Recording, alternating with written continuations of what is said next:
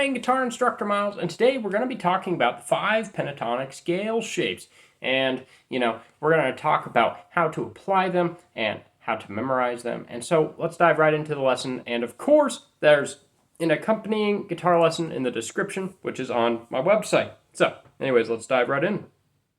So, due to the fact that the minor pentatonic scale is a 5-note scale, penta meaning 5, tonic meaning tones or notes, 5 notes. That means that we can divide it up into 5 shapes because on a single string we will have 5 notes, the 5 pentatonic notes. So we're going to work out of A minor pentatonic here. So we're going to go to the low E, and we're going to play 5, 8, 10, 12, 15, and then 17 is our octave.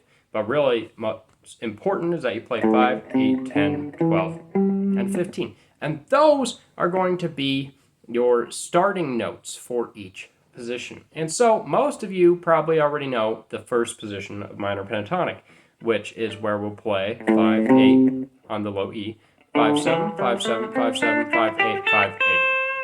And that's, once again, 5, 8 low E, then A, D, G, 5, 7, and B in high E, 5 to 8. And remember, whenever you're memorizing a scale, whenever you're memorizing shapes or a lick, you always want to use the same fingerings over and over again. Because if you steer away from your finger structure, it's going to confuse your left hand whenever you have to revert to it and practice it or apply it. Right? Does that make sense? Okay, so that's our first shape. Now, what's great is whenever you move from one shape to the next shape, the first note on each string of the next shape will be the second note from each string of the last shape. So what I mean by that is on our last shape, we had frets 8, 7, 7, 7, 8, and 8 for the last note on each string, right? Because we have 2 notes per string. So that means those are going to be the starting notes for our next shape. And then we're going to have 8, 10, 7, 10, 7, 10, 7, 9, 8, 10, 8, 10. And really, it'll help you to know that you're going to hit the 10th fret on all of those strings except G, where you'll go to the 9th fret. So once again, 8, 10, 7, 10, 7, 10, 7, 9, 8, 10, 8, 10. And that's your second position minor pentatonic, which is often referred to as your major pentatonic shape. And then this first shape is often referred to as your minor pentatonic shape. Okay, and now let's go to our third shape. So remember, we're going to have 10, 10, 10, 9, 10, 10 as our starting notes, right? So we're going to play 10, 12 on the E, A, and D strings. And then we're going to play 9, 12 on the G string, 10, 13 on B, 10, 12 on high E. And then we're going to go over to our 12th fret. We're going to go over to position 4. We're going to play 12, 15, and then 12, 15 again. And then 12, 14, 12, 14, 13, 15, 12, 15. And then for our last shape, we're going to play 15, 17, 15, 17, 14, 17, 14, 17, 15, 17, 15, 17. And you could actually play that last shape at this position, at your third position. So you play 3, 5, 3, 5, 2, 5, 2, 5, 3, 5, 3, 5. And I would suggest that, of course, if you've got like an acoustic guitar where you can't reach these higher frets. So, anyways, those are our 5 shapes. And of course, using the guitar lesson that I provided you below, it'll help you to visualize these across the entire fretboard. So, now let's talk about the intervallic structure of the minor pentatonic scale. So, of course, when we're playing on a single string, we have like a whole plus half step, right? And then we have a whole step, then another whole plus half, and a whole step again. That's pretty easy, right? So that's like whole half,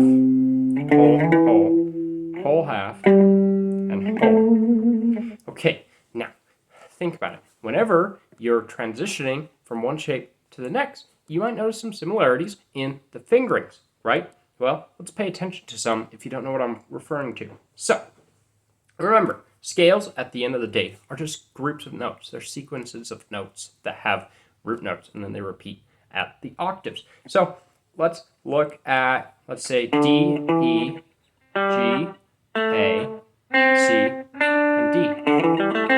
Index ring, index ring, index ring, 5, 7, 5, 7, 5, 7 on A, D, and G. Now check it out. You can play those exact same notes right here at your 10th fret. 10, 12, 10, 12, 10, 12. 10th fret of low E. And so,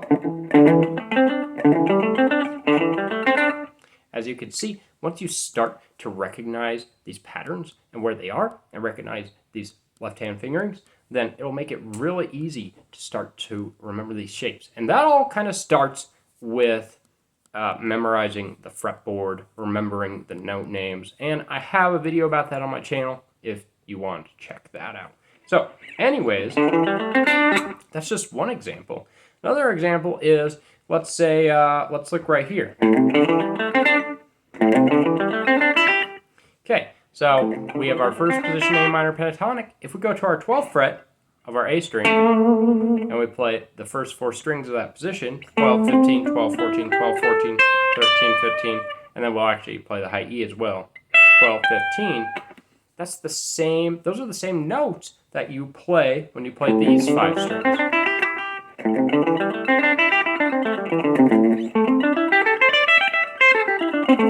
So that means that the interval structure from one note to the next on each string is going to be the same.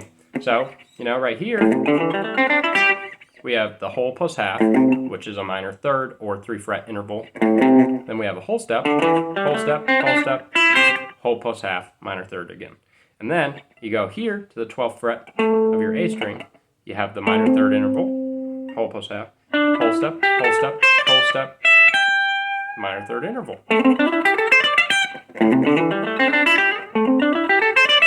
And you'll start to recognize this as you memorize all the different minor pentatonic shapes. And lastly, I'll talk a little bit about the difference between minor pentatonic and major pentatonic. So it all has to do with musical context. For example, if I'm playing over a minor chord, A minor, then that's going to imply A minor pentatonic.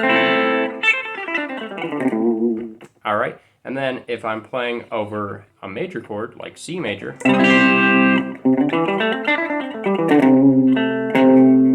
then that's going to imply major pentatonic. A minor pentatonic and C major pentatonic have the exact same notes, but the note that is in your bass, the note that is your root note, your starting note implied in the musical context, which is basically like the harmony defines it, So, yeah, once again, minor chord implies minor pentatonic.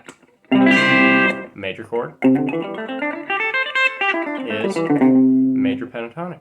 All right, so anyways, that's your 5 pentatonic scale shapes. Hopefully you understood them, and of course there are diagrams everywhere on the internet. But yeah, make sure to check out that lesson that I linked to in the description below, and please like, comment, subscribe, and let me know what you want to see in the future. And thank you so much for watching. You're awesome. Have an awesome day.